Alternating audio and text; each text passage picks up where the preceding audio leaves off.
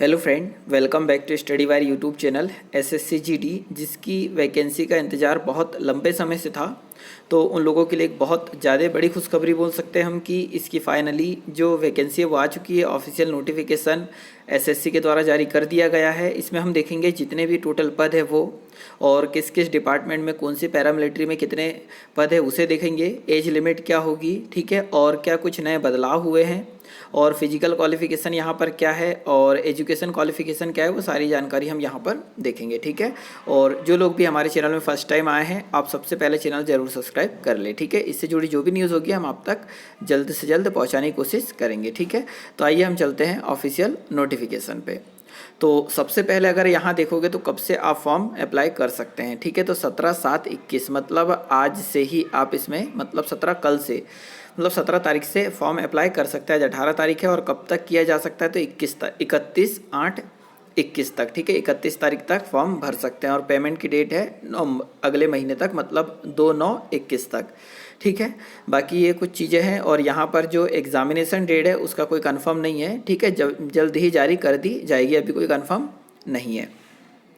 उसके बाद यहाँ पर अगर हम देखें तो दो तीन चीज़ें जो हमें जानने की ज़रूरत है। सबसे पहले कि टोटल पद कितने हैं, ठीक है। टोटल पद कितने हैं तो यहाँ अगर आप देखोगे सबसे ज़्यादा पद यहाँ पर CISF में सेकंड नंबर पर आप देख रहे होंगे, ये CISF है और उसमें टोटल पद है कितने, 8,464 पद। और फिर सेकंड नंबर पर आता है BSF और BSF के टोटल पदों की संख्या है 7,545, ठीक है। और CISF के अभी पद यहाँ डिक्लेयर नहीं किए गए हैं, तो जब भी डिक्लेयर करेंगे हम आप तक ये सारी न्यूज़ पहुँचा देंगे। इसका मतलब जो टोटल पद है अभी इसमें और बढ़ेंगे, क्योंकि CISF के जब पद आएंगे तो वैसे भी सबसे बड़ी पैरामिलिट्री CISF होती है और उसने अभी तक अपने पद डिक्लेयर नहीं किए हैं। फिर उसके बाद SSB के पद है कितने, तो 3,806। और ITBP की अगर हम बात करें तो 1,131।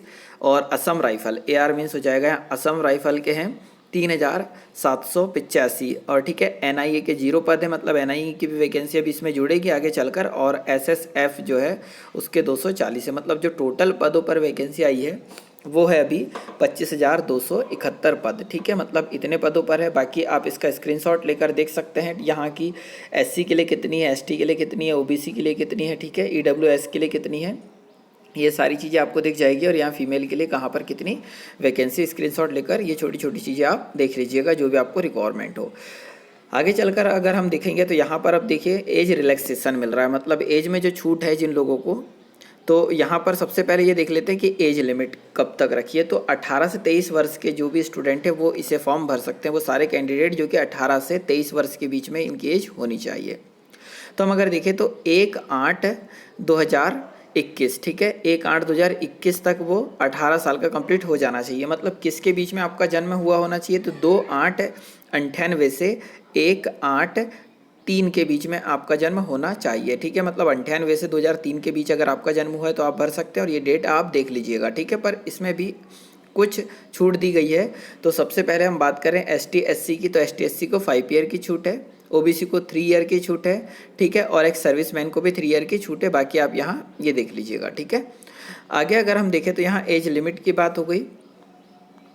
फिर यहाँ पर एक्सप्लेनेशन इतना हमें पढ़ने की आवश्यकता नहीं है। आगे हम देखते हैं जो जो हमारे काम की चीज़ें हैं और जो लगती ही है। मतलब अब यहाँ पर कुछ NCC कर रखा होगा आप लोगों ने, तो जिनके पास NCC का C सर्टिफिकेट है उनको 5 नंबर एक्स्ट्रा मिलेंगे। मतलब जो 100 नंबर का पेपर है तो 5 नंबर उनको एक्स्ट्रा मिलेंगे जिनके पास C सर्टिफिकेट है, ठीक है। मतलब जो अगर मान लो 100 नंबर में से आपने 70 नंबर लाते हैं तो 5 नंबर आपको अलग से मिल जाएंगे, मतलब आपके टोटल कितने हो जाएंगे, 75। और जिनके पास B सर्टिफिकेट है उसको 3 नंबर, और जिनके पास A सर्टिफिकेट है उनको 2 नंबर एक्स्ट्रा मिलेंगे NCC वालों को। तो जिन लोगों को अगर NCC है तो उन लोगों को यहाँ फ़ायदा होगा। अब यहाँ एप्लीकेशन फ़ीस की बात कर लेते हैं, ठीक है। तो यहाँ एप्लीकेशन फ़ीस दे रखी है और एप्लीकेशन फ़ीस है फ्री फीस पेएबल 100 रुपीज़, ठीक है, 100 रुपये है। और वहीं पर ST SC और फीमेल और EWS को यहाँ पर छूट है, ठीक है। मतलब कोई भी फीस यहाँ जमा नहीं करनी है आप लोगों को। फिर उसके बाद आता है यहाँ सेंटर ऑफ एग्जामिनेशन, मतलब जो सेंटर है तो आप फॉर्म भरोगे तो आप जिस भी क्षेत्र से हैं उस क्षेत्र का आप एग्ज़ाम सेंटर देख सकते हैं। फिर उसके बाद हम आगे जाते हैं एग्ज़ाम, ठीक है, एग्जामिनेशन। अब जो इसमें टोटल एग्ज़ाम का जो बेस होगा क्या क्या उसमें आता है, तो आप पहले से ही जानते होंगे अगर आप पहले से तैयारी कर रहे हैं कि टोटल 100 नंबर का पेपर होता है और उसमें टोटल 4 सब्जेक्ट आते हैं। तो पहला सब्जेक्ट होता है general intelligence and reasoning, second subject होता है यहाँ पर general knowledge and general awareness, third subject यहाँ पर होता है मैथमेटिक्स और फोर्थ आता है यहाँ हिंदी या इंग्लिश जो ऑप्शनल आपको लगे। मतलब जो जीके क्वेश्चन या रीजनिंग क्वेश्चन होंगे वो 25 होंगे, जीके के क्वेश्चन होंगे टोटल 25 और मैथ्स 25 होगी और 25 का इंग्लिश या हिंदी जो आपको बेस्ट लगे वो आप ले सकते हैं। तो टोटल 90 मिनट का पेपर होगा, मतलब 1.5 घंटे का पेपर होगा और 100 क्वेश्चन यहाँ पर होंगे। ठीक है, अब आगे चलकर अगर आप देखेंगे तो यहाँ मल्टीपल टाइप के क्वेश्चन होंगे 4 जो आप जानते हैं। यहाँ पर ये पूरा सिलेबस दे रखा है। ठीक है, जनरल इंटेलिजेंसी का स्क्रीनशॉट आप इसका ले सकते हैं, फिर जनरल नॉलेज का ये है सिलेबस, फिर उसके बाद है मैथमेटिक्स का और यहाँ पर आ जाएगा हिंदी और इंग्लिश का सिलेबस। अब बाकी यहाँ पर देख लीजिए फिजिकल एफिशिएंसी, मतलब आपको जो फिजिकल में क्या क्या लगेगा। तो अगर हम रनिंग की बात करें तो जो मेल है, ठीक है, मेल कैंडिडेट होंगे उनको 5 किलोमीटर दौड़ना है 24 मिनट में और फीमेल को 1600 मीटर दौड़ना है 8.5 मिनट में। और यदि कोई कैंडिडेट जो कि लद्दाख रीजन से आता है उनको जो मेल है उसको 1600 मीटर दौड़ना है 6.5 मिनट में और फीमेल है उसे 800 मीटर दौड़ना है 4 मिनट में। ठीक है, तो यहाँ पर ये हो जाएगा। आगे हाइट की अगर हम बात करें तो जो मेल है उसकी 170 सेंटीमीटर होनी चाहिए और फीमेल की 157 सेंटीमीटर कंपलसरी चाहिए। और बाकी आपको अदर जो छूट मिलेगी वो मिल जाएगी आप किस रीजन के उस क्षेत्र में। ठीक है, जैसे यहाँ पर ये छूट का दे रखा है तो आप इसका स्क्रीनशॉट ले लो और आप देख सकते हैं अगर आप इस क्राइटेरिया के अंतर्गत आते हैं तो आपको बिल्कुल छूट मिलेगी। ठीक है, और यहाँ पर सीने की बात आती है तो 76 सेंटीमीटर होना चाहिए, 5 सेंटीमीटर आपको सीना फुलाना है और 78 सेंटीमीटर होना चाहिए, फुलाना कितना है 5 सेंटीमीटर।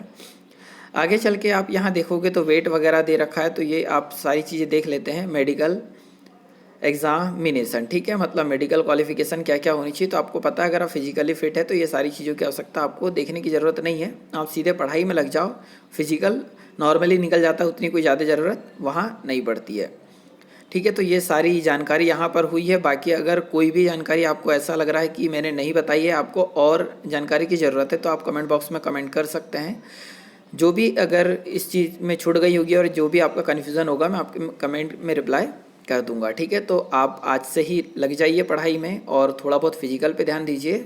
नॉर्मली ये बोल सकते हैं कि इसमें ज़्यादा कट ऑफ नहीं जाता है तो आपका सिलेक्शन इसमें ज़रूर हो जाएगा। बस यही है कि आप अभी से पढ़ते रहिए, हो सकता है 4 महीने बाद पेपर हो, 5 महीने बाद हो, परंतु एग्ज़ाम होगा और वैकेंसी आ भी चुकी है। ठीक है, मतलब आपको अभी से लग जाना चाहिए। तो यहाँ पर हम यहीं रुकते हैं। इससे जुड़ी जो भी जानकारी होगी मैं अगले लेक्चर में, जो भी लेक्चर होगा इससे जुड़ा, मैं उसमें सारी चीज़ें समझा दूंगा और जो भी आपकी क्वेरी रहेगी आप कमेंट बॉक्स में कमेंट कर सकते हैं। और इसे शेयर और लाइक ज़रूर कीजिएगा और यदि आप फर्स्ट टाइम चैनल पर आए हैं तो चैनल सब्सक्राइब भी कर लीजिए। ठीक है, वीडियो देखने के लिए बहुत बहुत धन्यवाद। जय हिंद, जय भारत।